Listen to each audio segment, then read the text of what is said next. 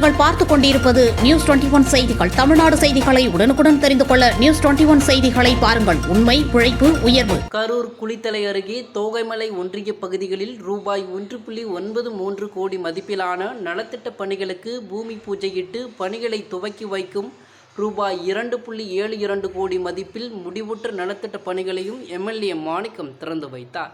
கரூர் மாவட்டம் குளித்தலை சட்டமன்ற தொகுதிக்கு உட்பட்ட தோகைமலை ஒன்றிய பகுதிகளில் இன்று பல்வேறு நலத்திட்ட பணிகளுக்கு குளித்தலை எம்எல்ஏ மாணிக்கம் பூமி பூஜையிட்டு துவக்கி வைத்தும் முடிவுற்ற பல்வேறு நலத்திட்ட பணிகளை பொதுமக்கள் பயன்பாட்டிற்காகவும் திறந்து வைத்தார்.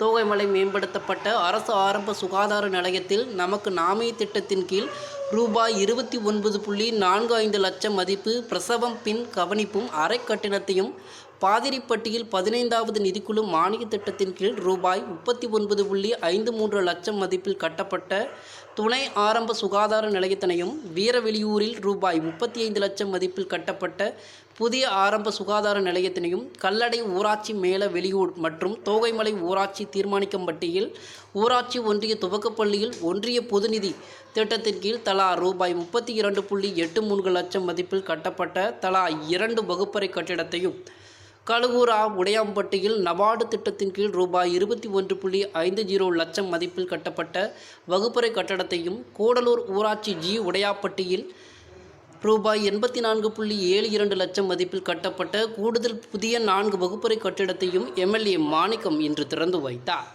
மேலும் பில்லூரில் எம்எல்ஏ தொகுதி மேம்பாட்டு நிதியின் கீழ் ரூபாய் 4 லட்சம் மதிப்பில் புதிய நிழற்கூடை கட்டும் பணிக்கும், எம்ஜிஎம்எஸ்டி திட்டத்தின் கீழ் ரூபாய் 69.10 லட்சம் மதிப்பில் நாகனூரில் புதிய தார்ச்சாலை அமைக்கும் பணிக்கும், கூடலூர் ஊராட்சியில் ரூபாய் 33.95 லட்சம் மதிப்பில் பேரூர் சிங்கப்பூர் சாலையில் தார் சாலை அமைக்கும் பணிக்கும், கீழ ஊத்தம்பட்டியில் ரூபாய் 85.95 லட்சம் மதிப்பில் தார்ச்சாலை வலுப்படுத்தும் பணிகளுக்கும் எம்எல்ஏ பூமி பூஜையிட்டு பணிகளை துவக்கி வைத்தார்.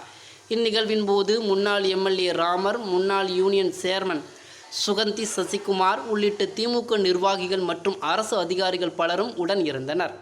நியூஸ் 21 செய்திகளுக்காக கரூர் மாவட்ட செய்தியாளர் சதீஷ்.